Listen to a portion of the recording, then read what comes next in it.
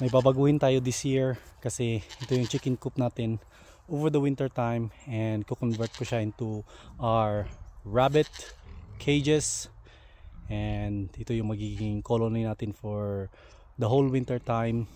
I learned from the winter time last year, so I made some changes. Nandun na sa kabila yung mga manok natin, and dito na yung mga rabbit kasi I'm planning to expand the rabbit colony kasi mas mabilis yung meat production natin sa rabbit, and it's easier to care for them.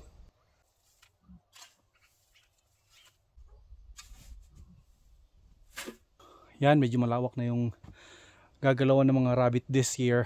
Meron na tayong roof, so it's important yan kasi yung winter laging snow, and mapiprevent natin yung wet na lupa.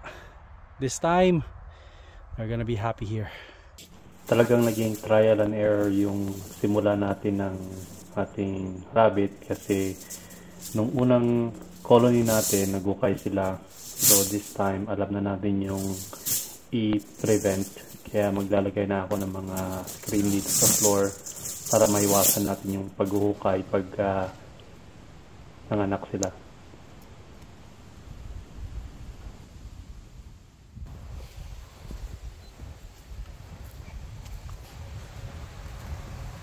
Winter preparation. Masyadong malamig dito ngayon sa farm. Windy, very windy.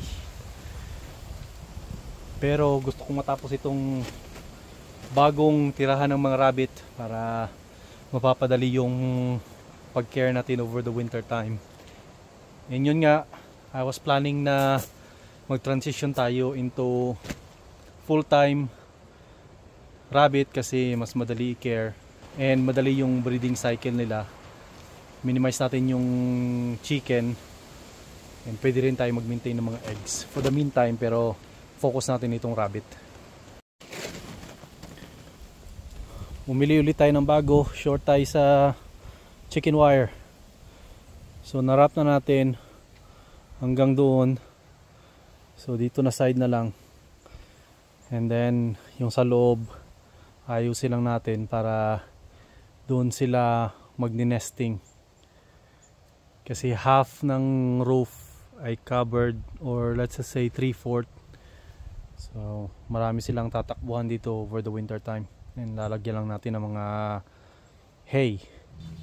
Dahil dito rin ditira yung mga maliliit bagong anak, so kailangan natin ng chicken wire sa palibot para hindi sila makakalabas.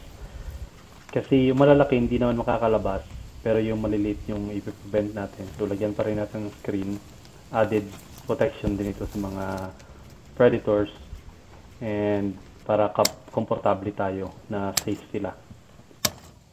At ito na yung long-term setup ng mga rabbit for all year round, except sa summer. Nasa tractor pa rin sila para makakain sila ng fresh grass. A few moments later.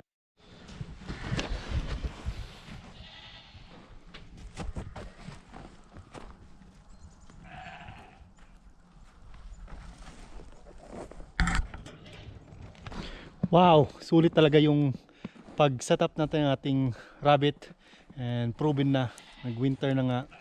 Meron tayong first snow of the year, and yung effort natin ay success. And yung nga, hindi nakakapasok yung snow, and then nagtambak lang tayo ng maraming hay, so we're good. Simple setup lang pero maraming benefit sa atin, at least hindi na ako mahihirapan sa pagpakain sa kanila, and also yung pag-aalaga. So we're good for the year.